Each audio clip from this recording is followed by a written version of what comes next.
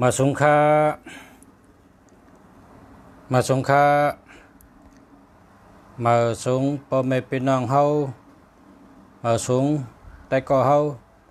มาสงผู้ทำเงินกูก็กูก้นค่ามาสงค่าฮักกูก็ค่ามาสงค่าจงได้ยินเสียงยาวค่ะจงได้ยินเสียงยาวค่ะจงได้ยินเสียงยาวค่ะมาสงค่ามาสงค่ามาสงค่าทำได้กันจงได้ยินยาวค่ะจงได้ยินยาวค่ะ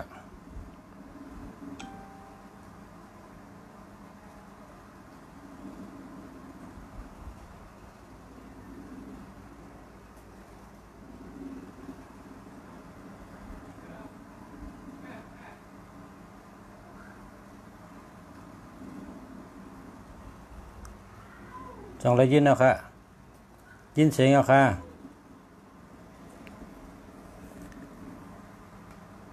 จงได้ยินเสียงแล้วค่ะ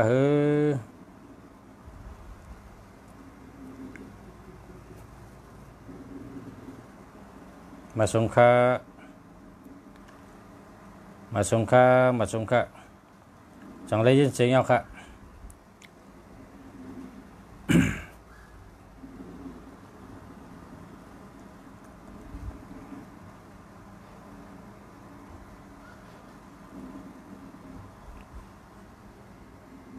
ได้ยินแล้วค่ะเอาค่ะจบมาค่ะ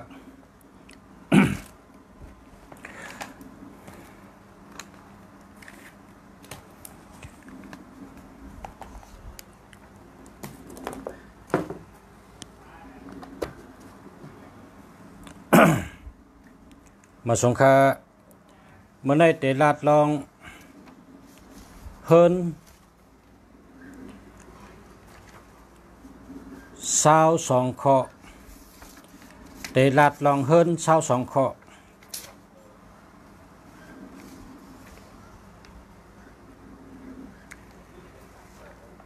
เมื่อในเตลาดเฮาผู้ทำยินเฮาเขาไล่เอากะเจ้าตื้อ22ข้อใน22ข้อนี่เพราะว่าไล่ถ่อมไล่ยินเอาในเอากะเมเฮินเผาเฮินมันเพราะว่าเฮินอันว่านั้นเพราะเผาเฮ็ดแคมเพราะเผาเฮ็ดแมนลอกะเตไลช้ำสะ อยู่ดีกินหวานหักกันพร้อมกันเป็นน้ำหนึ่งเจอเร็วกันอยู่ดีกินหวานกัดเย็นเชื่อสะอายุยืนยาวเป็นคนมีเงินมีคำเฮินใน หรืออะไรมีลมหลีนะมี2ข้อเป็นห้องว่ามีลมมีน้ำนะลมน้ำน้ำลมลมน้ำตีเลยมีลมหลีก็หรืออะไรมีน้ำหลีจอมพอมีลมมีน้ำห้ามให้ถือละก้นกุบบอกเขาก้นกุบเมื่อก่อนท่านทราบว่ามีลมมีน้ำเปิ้นรัดความก้นเมื่อก่อนให้เขาว่าตั้งหลังเฮินอิงลอยตั้งหน้าเฮินมีป่างมีตรงหน้ามีห้องน้ำมีน้ำเกมีน้ำปอนมีน้ำเตียงมีน้ำป่างมีน้ำคงมีน้ำตูมีน้ำเมาตั้งหน้าเฮินเฮามีน้ำตั้งหลังเฮินเฮามีลอยเจ้านั้นนั่นเป็นที่อยู่มังกลาลีมังกลาแมดตั้งหลังเฮินมีลอยคำรัดเขารัดว่าหลังเฮินมีเต่า หลังเฮินมีเต่าล้ำในว่าก้นกุปอกว่าหลังเฮินในมีเต่าล้ำนาเฮินมีนกข้างสาภายขวาเฮินมีนักกาภายซ้ายเฮินมีเสือเผือกในว่าเขารัดจังนั้นก้นกุปอกในมันรัดมีปิงหยารัดความมีปิงหยาความรัดเขามี4ข้อตั้งหลังเฮินมีเต่าล้ำตั้งหน้าเฮิน มีนกหางสาตั้งขวาเฮินมีเหงือกกลางลายตั้งซ้ายเฮินมีเสือเผือกซึ่งในนี้เป็นเฮินมีมังกรลีมังกรเมียดนะครับว่าเมื่อในคาเตเอาเนื้อเฮินอัมปานอกเฮินค่ะคาเตเอาเนื้อเฮิน23 ข้อมาลัดตอนปันผู้ถ่อมยินเขากูก็กูคนเก็บเอาต้องเอาหมายเอาเตรียมเอากระเจอตื้อเป็นพันดีเฮาผู้ถ่อมยินเขากูก็กูคนเฮาได้อยู่ดีกินหวานกัดเย็นเชื้อสาอายุยืนยาวกล้าขายหมักมีการหมักมีการกล้าขายหลีการหมักมีหลีเฮาขึ้นใหญ่เหมือสูงเฮาอยู่ดีมีเงินกูก็กูคนค่ะข้อที่1ค่ะข้อที่1 ข้อที่1เพราะว่าเฮิรนเฮาขาในเป็นเฮิรนเสืออุดเพราะว่าเฮิรนเฮาขาเสืออุดในเฮาเฮ็ดเป้งๆอย่าไปเฮ็ดขนตานะเพราะเฮ็ดขนตามันดีค่ะเฮิรนเนี่ยเป็นเช่นนะเฮิรนนั่นเปิ้นฮ้องว่าขนตานั่นนะ เพราะเฮาเสืออุดอย่าเฮามีขนตาเพราะว่ามีขนตาเนี่ยเป็นเช่นขึ้นมาที่หมักอุดมันจับกันนั่นอันมันมีเอ็นเห็นนั่นมีเอ็นนั่นน่ะเปิ้นฮ้องว่าขนตาเพราะว่าเฮาเสือหมักอุดบ่ไหนเฮิรนเนี่ยอย่าไปเฮามีเอ็นเพราะว่ามีเอ็นบ่ไหนมันมักมีอะไรครับนะการมักมีในมันขึ้นได้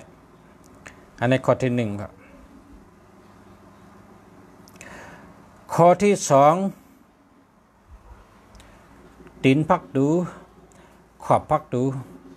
เฮามี2ตีก้อยพอเหลือ2ตีนี่สังว่ามีก็ผิดอ่ะอันนี้ก็มักมีแหละแต่ไรมี2ตีก้อยครับตีนพักดูในมีตั้งหน้าเฮิรนและตั้งหลังเฮิรน2ตีในก้อยกันนะเพราะว่าเป็น2ไพ่ว่าทางพายว่าจังเนี่ยมีอะไรล่าๆน่ะพอมีในแต่มันมีลาบอ่ะหากินหยาบกำเดียวตีนพักดูเฮาอะไรมี2ตีก้อย ข้อที่3นี่พอเฮากอดต่างตีมาพอเฮากอดนอกเฮิรนนอกเยมาเฮากอดเลยมาก็เยอะโหลไรมีจีกัน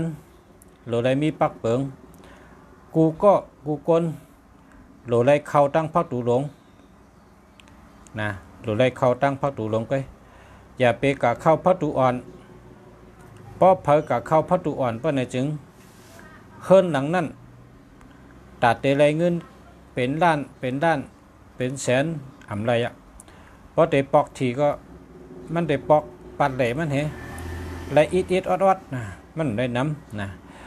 เพราะว่ากล้าขายก็เมียดกำอิดกำออดเพราะกล้าใหญ่ขายลงอ่องนะก็เปิดว่า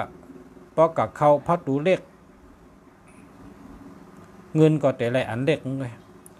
นะเพราะกับเขาพัดดูเล็กเงินก็แต่ไรอันเล็กเลยเฮาหลุดไรเขาพัดดูหลงกูก็พอเฮามีจีการคนเฮิรนเดียวกันเป็นใจเดียวกันพร้อมกันเขาพัดดูหลงปะไหนเงินก็แต่ไรน้ำคำก็แต่มีน้ำกล้าขายก็แต่กล้าขายไรเงินน้ำอามัดน้ำปปอกถี่ก็ไรเงินน้ำหลับก็แห้งหลับก็เยอะกูก็กูโกนกูเฮิรนให้เข้าพักตูลงน่ะกว่าเลยมากก็อย่าไปเข้าพักตูอ่อน ข้อที่4อย่าไปนอนเหนือพี่ไพ่อย่าไปนอนเหนือเต่าไพ่มีโผอย่าไปนอนเหนือพี่ไพ่เหนือเต่าไพ่เหนือมีโผแล้วล่ะมังเฮิรนในหุงกินเตอเฮิรนนอนเหนือเฮิรน เพราะว่ามันซื้อตีนอนปะไหนพี่ไพ่ว่ามุกไพ่ว่าเต่าไพ่ว่ามีโผนั่นอ่ำดีละแล้วอ่ำดีละอย่าไปนอนซื้อไพ่อย่าไปนอนซื้อเต่าไพ่อ่ำนั้นก็พี่ไพ่กำมันว่ามีโผในกล่อมไรอย่าไปนอนซื้อนะนอนซื้อมได้อันนี้ก็ผิดข้อที่5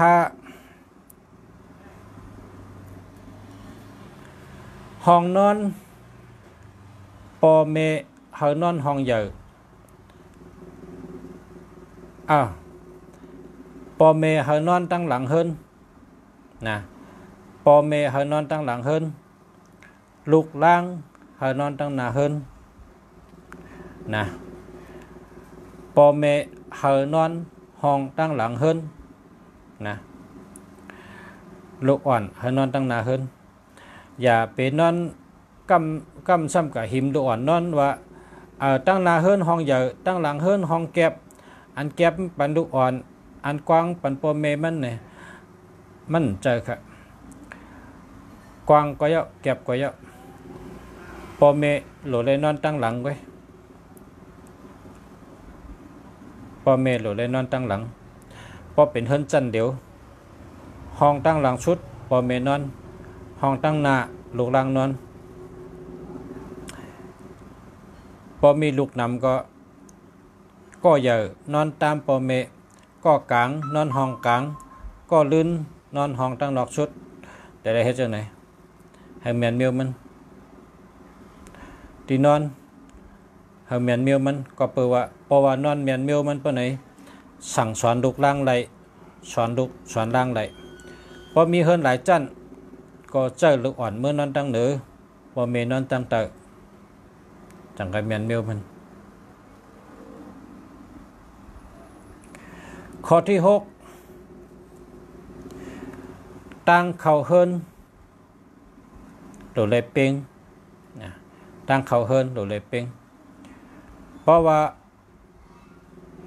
ตั้งเข่าเฮินตีเข่าเฮินเพราะมันใจเกิงป่ะเนี่ยอำดีละมันมีอะไรนะอย่าหึงใจอย่าหึงเกิงนะตั้งเข่าเฮินเท่านั้นข้อที่7พักตูออกตั้งคางเป็นพักตูสู้น้ำพักตูออกตั้งคางเป็นพักตูสู้น้ำเพราะว่าเฮิรนผลแลเฮ็ดพักตูออกตั้งคางปะไหนเมก็เพราะว่ามันออกไผ่ไส้เมมันเรียนจู้เมมันหลักเรียนจู้พ้องออกตั้งขวาโผมันหลักเรียนจู้พักตูป่องข้างเปิ้นห้องว่าพักตูจู้พักตูในป้องมีตั้งข้างป้องมีตั้งซ้ายผู้ยิงมีจู้ป้องมีตั้งขวาผู้ใจมีจู้เปิ้นห้องว่าพักตูจู้น้ำนะอย่าไปเฮามีลาพักตูตั้งข้างพอมีก็ติดเป็นมันหนังลุงสาวานั่นน่ะ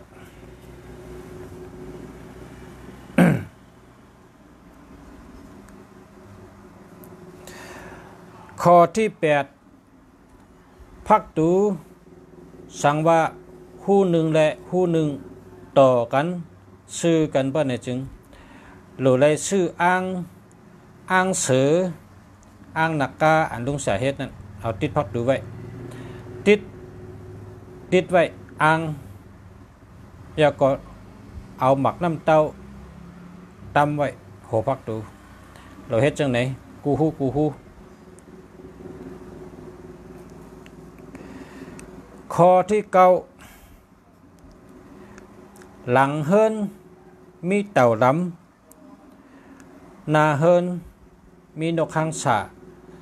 ขวาเฮิรนมีเหงือกกลางลายซ้ายเฮิรนมีเสือเผือกจะได้แม่นจังไหน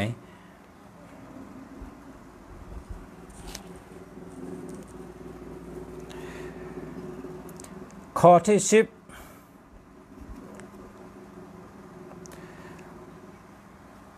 2ไพ่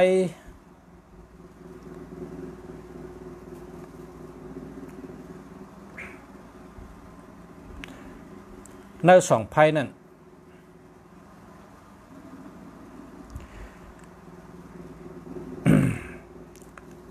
เพราะว่า2ไพ่นั่นมีหูป่องโฮไว้เปิ้นจึงกลในเฮิรนนั่นเป็นต้องเจ็บต้องแกนยาอยู่ก็เป็นยาอยู่ก็เป็นน้ำหาย2ไพ่เป็นตีลำลอง1ใน3ใน3ตีนั่นลำลองเหลือเปิ้น1พักดู2ไพ่3ทางไพ่ก้อยกะเพราะว่า2ไพ่นั่น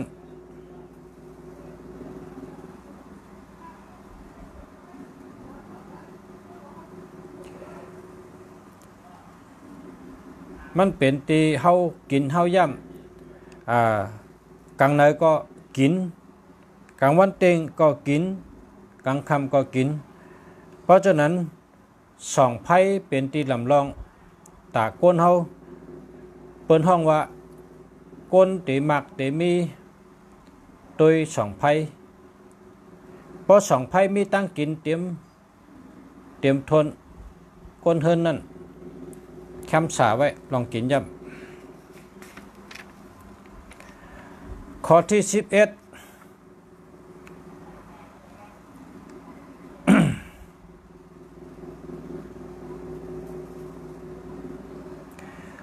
2ไพ่ในเป็นเมียวต้งก็เปิดเจ้านั้นแหละพอเฮาลูกเอาพัดดูเฮิรนเข้ากว่าซื่อเฮาอะไรอยู่ไว้ภายซ้ายมือก็เปิดว่าเป็นเมียวต้ง2ไพ่ในเป็นเมียวต้งพวกโกนกับเฮ็ดการหุงข้าวหุงผักก็ต้งร่างหวานก็ต้งเฮ็ดข้าวเฮ็ดผักก็ต้ง2ไพ่เป็นเมียวต้งใบภายซ้ายมือห้องน้ำทางพายห้องนอนตีนอน2ตีนี่เป็นเมียวหนิมไม่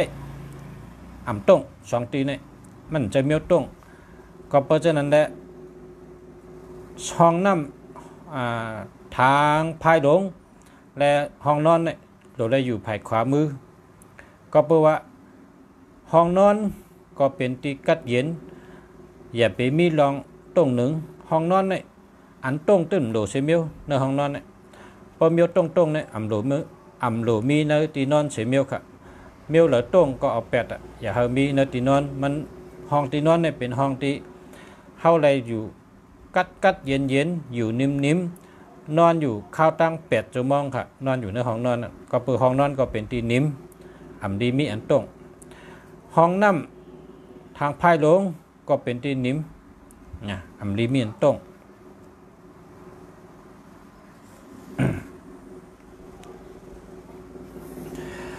ข้อที่12ตีนอน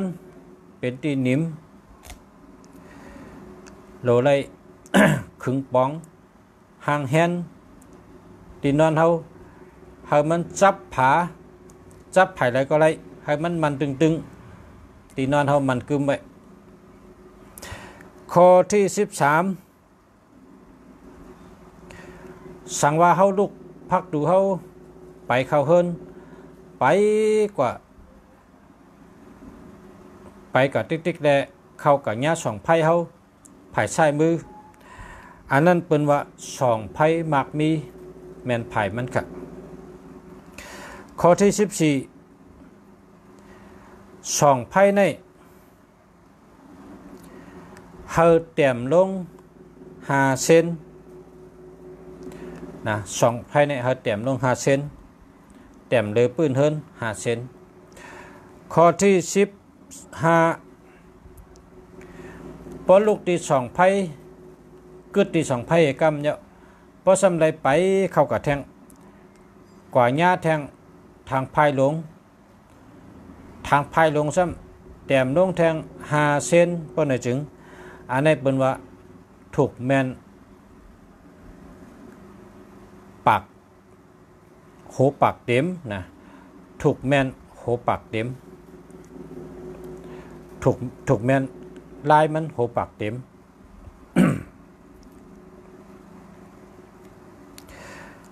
พักดูสองไพ่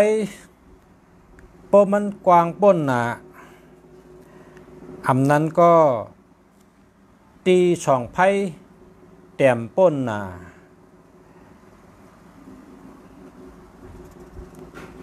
เพราะเป็นเจ้านั้นจึงเลิกตั้งกินน่ะกนเทินนั่นเลิกตั้งกินน่ะเลิกน่ะเสร็จเข้าเสร็จพักน่ะเพราะพักอำถูกใจก็อำกินเพราะพักอำแม่นใจก็อำกินมังปอกพักตีเฮินมีอยู่กินกว่าหากินต่างตีเลยมีพักหวานกว่าหากินตีนั้นเคยไก่กะฮือไก่อำว่นอำสอนว่าลองไก่นั้นก็น่ะเจอใครกินน่ะกว่ากินให้ฮอตตีวันนี้ก็เพื่อว่าเป็นย้อนสองไพ่เขาแต้มป้นหนาและเขาเลิกเขาเสร็จนะเสร็จตั้งกินตั้งย่ำเลิกนะ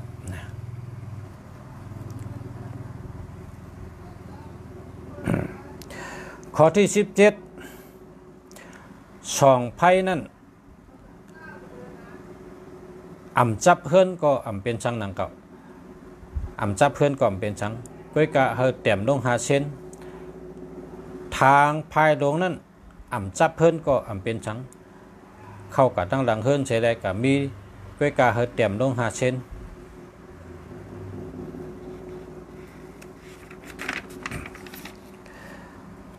ข้อที่18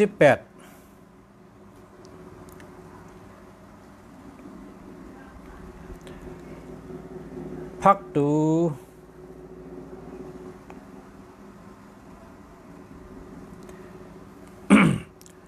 พักดู3หู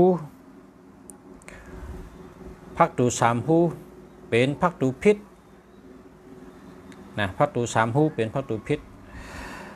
พักดู3หูพักดูพิษอันว่านั้นพักดูหลงตั้งนาเฮินแม่นแล้วค่ะพิษพักดูหลังตั้งหลังเฮินอันในก่อมพิษค่ะก้อยกะก้นหมังก็ซ้ำเฮ็ดสองไพ่ไว้คางเฮินเสร็จแล้ว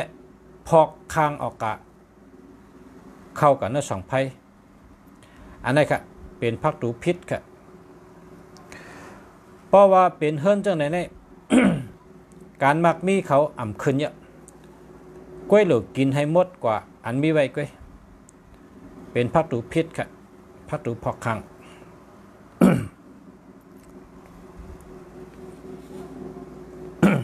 ข้อที่19ในห้องพลาดีไว้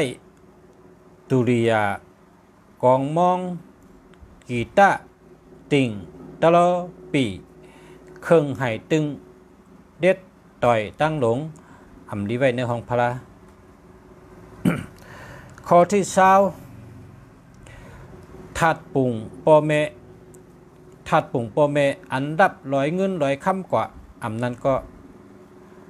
เชิงกรรมชุดมุนกว่านั้นก็รับ100เงิน100คำกว่าเข้าโซนหมากคักคำกว่าเจ้านั้นถัดปุ่งปอเมนั้นเอากะไว้ใน2ไพ่ เอากะไว้ใน2ไพ่ตีเฮาหุงกินหุงย่ำและตีเฮากินข้าวก็2ไพ่ในเปิ้นได้มีห้อง1หุงแต่ห้อง1หุงแต่ห้อง1กินข้าวนี่เอากะไว้ที่ห้องเฮากินข้าวใน2ไพ่นั่นพอเฮากินข้าวกินพักเขาก็ได้หันเฮากินข้าวกินพักเขาได้หันเฮาเเลยกินสังเขาก็เลยอายข้าวอายพักเลยลูหลอมลุ่มลาเปิ้ป้าปันป้ายอยู่ดีก้นเฮิรนและลองกินลองย่ำก็เลยว่ากินเนาะเป็นเพสังอยู่ดีกินหวานหากินก็หากินง่ายไผ่กินไผ่ย่ำก็กินข้าวกินพักก็หวานเฮ็ดกันตีเลยก็ยะคุกจะอะไรเฮิรนใครมากินข้าวตีเฮิรนเฮ็ดกินข้าวหังพักหังก็หวานก็เปื่อว่าเอาทัดปุ่งปอเมไว้ใน2ไพ่ก้อยกะไว้ทัดปุ่งปอเมนั่นแต่เลยไหวกับตั้งข้างนะ เดี๋ยวไรไหวกับตั้งข้างอย่าไปไหวกว่าตั้งนาเฮินนะอย่าไปไหวกับตั้งนาเฮินเพราะว่าเฮินเขาไหวกันเพราะว่าเฮินเขาไหวตั้งจานเพราะไหนจึงสั่งว่าเฮินเขาไหวตั้งจานธาตุปุ่งโปเมนั่นเฮาไหวกับตั้งออกตั้งตกกันนั่นหนึ่งไปนะอย่าไปไหวกับตั้งจานนะเดี๋ยวเลยหันข้างเดี๋ยวเลยปันข้างเดี๋ยวเลยไหวข้างปันตั้งนาเฮินเพราะว่าไหวกับตั้งนาเฮินเป็นชังเนี่ยเขาพิษกันค่ะเขาพิษกันผีต่อผีก็พิษกันนะผีเปิ้ลเฮินและผีเปิ้ลพักดูเฮินมีกุฏิค่ะผีเปิ้ลเฮินและผีเปิ้ลพักดูเฮินนั่นตั้งผีปอผีเมเฮานั้นเขาพิษกันค่ะเพราะว่าผีปอเมเฮาตั้งผีเปิ้ลพักดูเฮินพิษกันเอาเนี่ยคนเฮินก็พิษกันนะคนเฮินก็แม่นกันนะอาทิตย์เป๋เป็นเจ้านั้นตีป๋องเป็นเจ้านั้น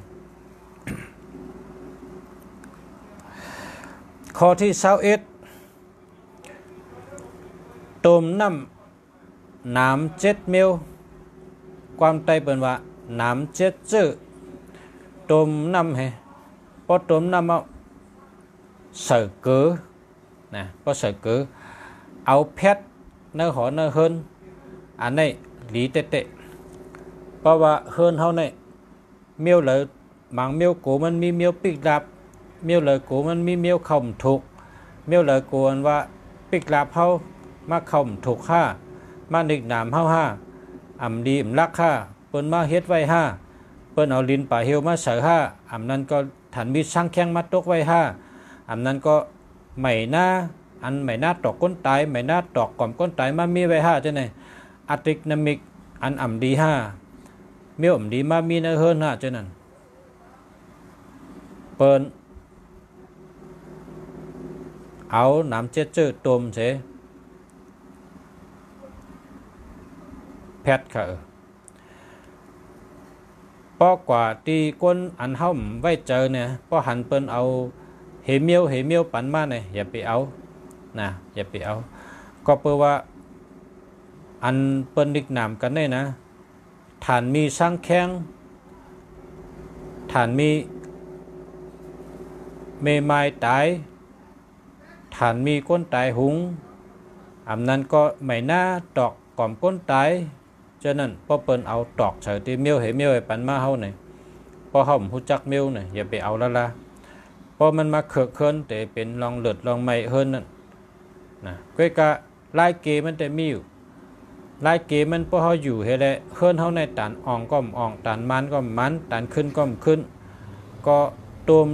น้ำเจ็ดจื้อต้มน้ำเจ็ดจื้อเฮาก็เอาเกลือใส่เฮาก็แพทจดเจๆนะเอาน้ำเจื้อนั้นเพชรจดเจเพชรในเฮินในยีเพชรกุตีกูจอกนะเพชรกุตีกูจอก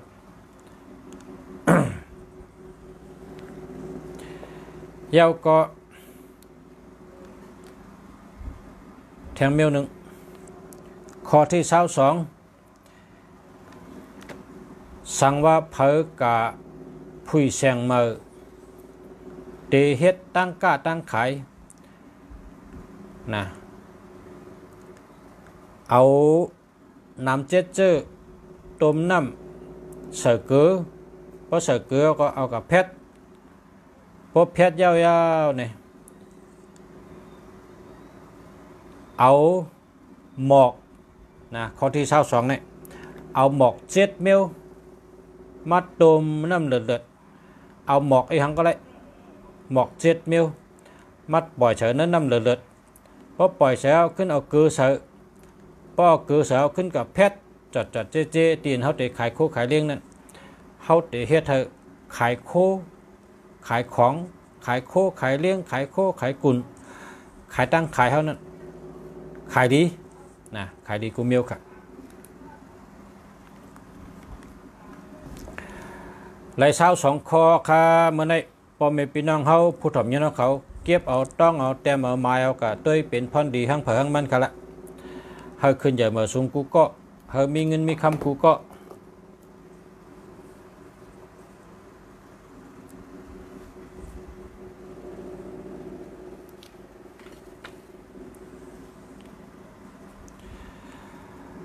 มื้อในเป็นวันหลีมื้อในเฮาเฮ็ดหลักพลอยโปกลผ่านสองเลยเป็นก้นมีโปกลผ่านสองเลยเป็นก้นมีนะโปกลผ่านสองเลยเป็นก้นมีในเนื้อแกมมันมีไว้เนื้อเปียบเนื้อแกมมันมีไว้อันว่าเอหิตาโปโนหิตาปัมห้องกอมาห้องกอมาลุงเสียเสวยปัน7 ลูกวันมี9 ลูกนะ1 ลูก1 ลูกวัน1 ลูก1 ลูกวันมี8 ลูกแทงลูกซ้ำเสไว้168นะ168นี่บอกว่า1เป็นที่6ง่ายกูเมียว8บอกว่าสัตเทเป็นอ่าง9 ลูกเฮ็ดไว้ปานเอาค่ะมือในเย้าค่ะจุกเย้าค่ะอันนี้จุกเย้าช่างเจอเย้านะพอแม่พี่น้องเขาผู้ถ่อมยินเขาก็เลยผู้เลยเผยใครกับ10 มาตีหมายพง088 789 6916นะ088 789 6916นะกับ10 มาค่ะ088 789 6916อันนี้ปอเท่าเสียสู้เมืองกึ่งก็ยองอ้ามบะไล่เฮ็ดปันลูกน้องตะเป้เนี่ยหันอาโจมันกูก็ค่ะนะนี่เป็นหลักพอยอันดีค่ะ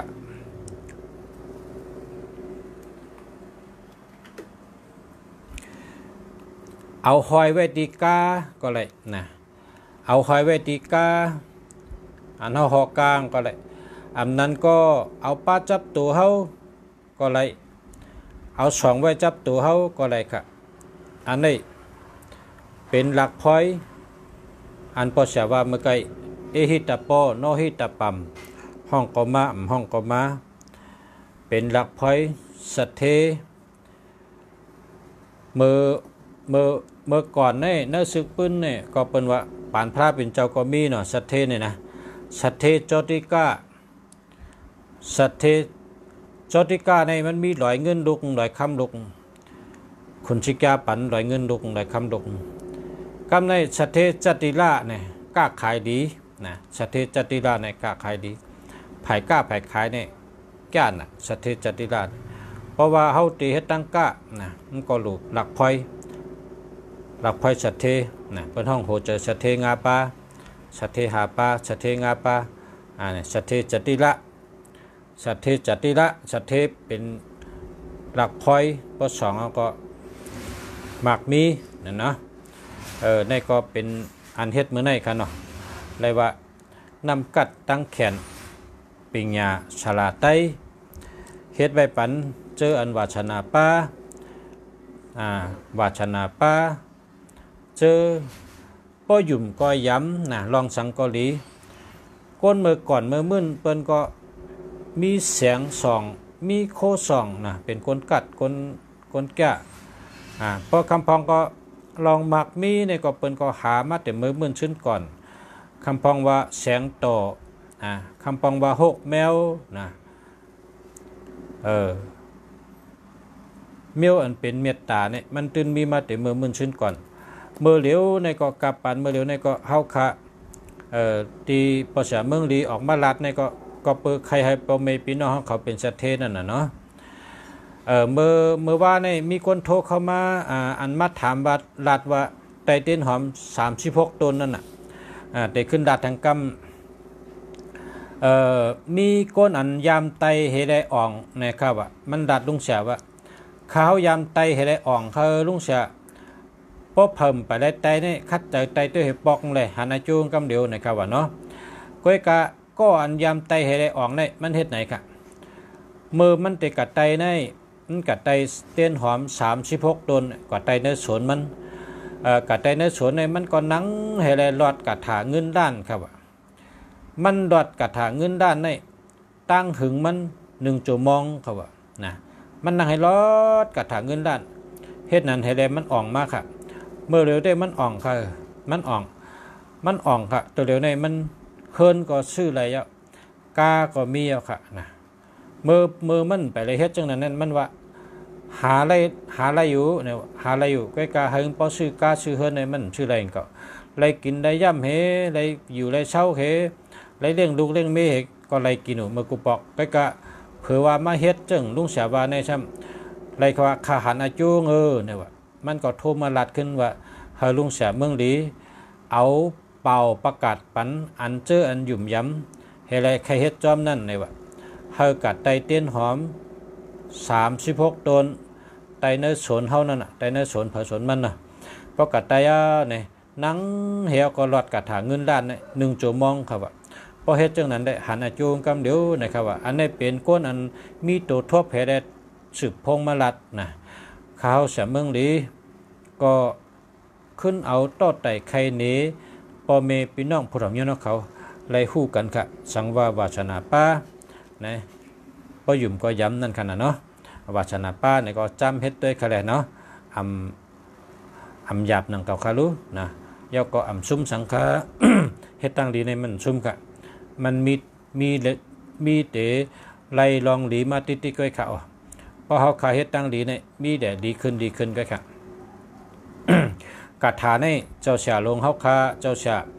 วายามาเมืองเก่าตั้งยานก็ยามรัดไว้อยู่กะกาถาในปลอดในมันหันอาจูมันจัดในกำเดียวค่ะเนี่ยมันเจ้ากลอดจังไหนค่ะมันเจ้ากลอดเท่าค่ะว่ากาถาในหันอาจูกำเดียวไรอาจูกำเดียวปลอดกาถาในจัดในกำเดียวพอปลอดกาถาในเนี่ยค่ะมันเจ้าก็ยามดัดจังไหนค่ะเนาะมาสุงค้าเมื่อในก็ข้าวยามก็เต็มอยู่ค่ะนะพอมีพี่น้องเขาค่ะเขาค่ะเสียคุ้มเมืองดีเกียงใหม่เอามาตั้งหู้ลายผ่ายลายตั้งเตรียมลองต้วยหมายพงก็หลีลองต้วยเฮินเยก็หลีจะไหนมัดตอนปันพอมีพี่น้องเขาเฮาไรถ่อมให้เอากับเจ้าตื้อเป็นพรดีกันย้อนชูหัวชูเจ้าขึ้นเหยอะเฮืองค่ะย้อนให้ชูเจ้าขึ้นเหยอะเฮืองกูกก้นค่ะย้อนชูหัวชูเจ้าขึ้นเหยอะเฮืองเฮาอยู่ดีกินหวานกันกูก็ค่ะเฮาอยู่ดีกินหวานเหตุการณ์ขึ้นเหยอะมาสูงการงานดีการเงินดีอยู่ลีลาบลีเมตตาลีหักกันนำพร้อมกันนำค่ะย้อนชูเฮาอยู่ดีมีเงินห่างลีกึกปื้นกูก็กูก้นค่ะมาสูงค่ะ